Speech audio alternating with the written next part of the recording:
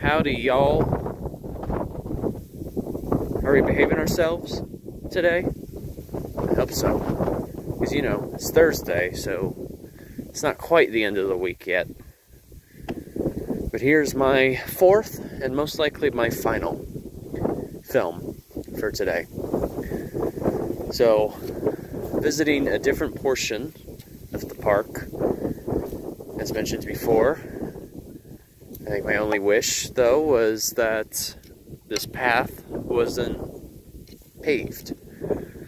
However, though, the way I see it, when it's paved the way it is, it makes it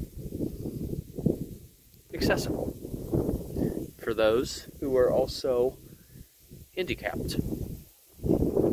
That thought definitely occurred to me.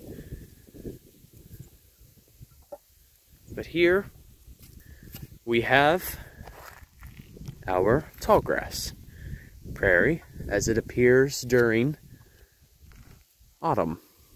And I tell you what, there's just something about prairies that just really hold a special place in the heart. Just from the fact that most of Central North America was made up of this type of landscape. A true sea of grasses. And just the fact that prairies in general are considered to be one of the most diverse ecosystems on the planet, whether that involves the flora and even the fauna too, for another. It's actually the proper time of year where you can collect seeds. So like take for example, right here, we've got what is known as the gray-headed coneflower.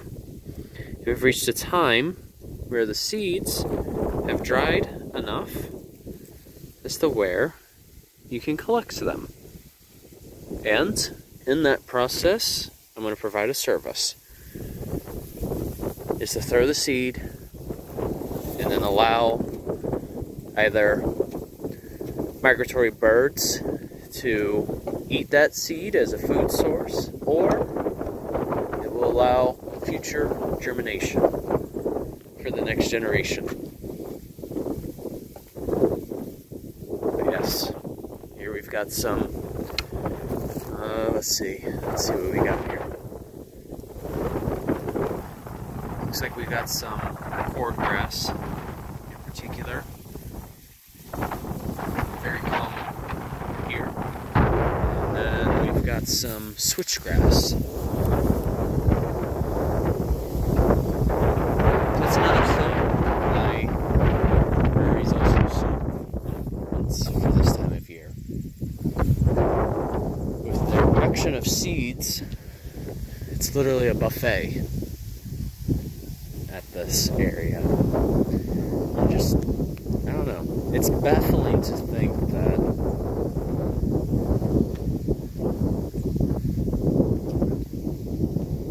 most of what we know today is almost wiped out. It looked like a pig thistle. And I'm actually being serious. That really is the name of the bird. I tell you what, sometimes the names of different birds can really be a doozy. So,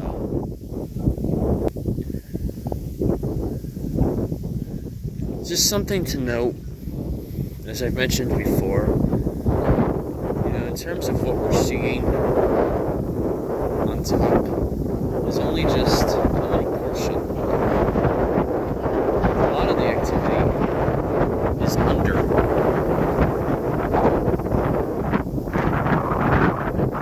Apologies if the wind is really affecting the audio.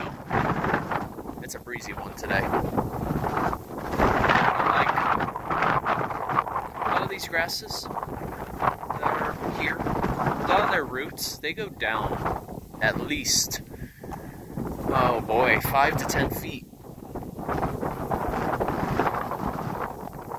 And so, these plants that are here, they are well anchored, and they keep the soil intact.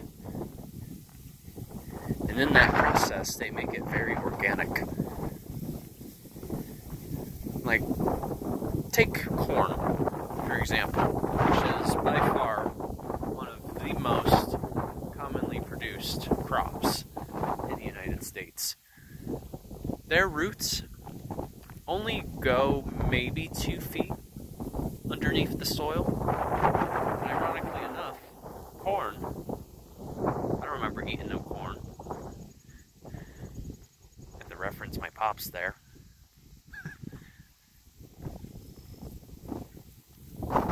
Corn is a form of grass that originated from what is known as teosinte. And after fuddling with some genetics, we had corn as a result. But the problem, though, is there's too much monoculture, and much as we need different crops, we have to diversify. That's honestly better for the soil, and it's also a bit more supportive in terms of a wildlife corridor. It's just a thought.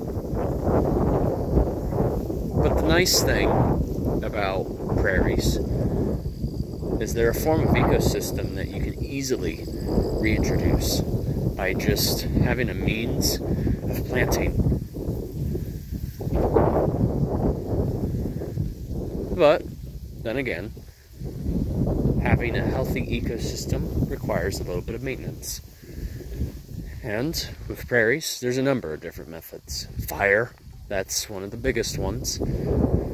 And if that isn't an option, you can always rake or bale the plant material. And that's necessary. Because, of course, as the analogy that I like to use, when you take out the old, in comes the new. Just like a phoenix. Same concept.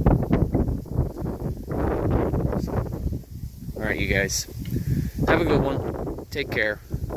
And, of course, journey on a journey is once again onwards. Take care.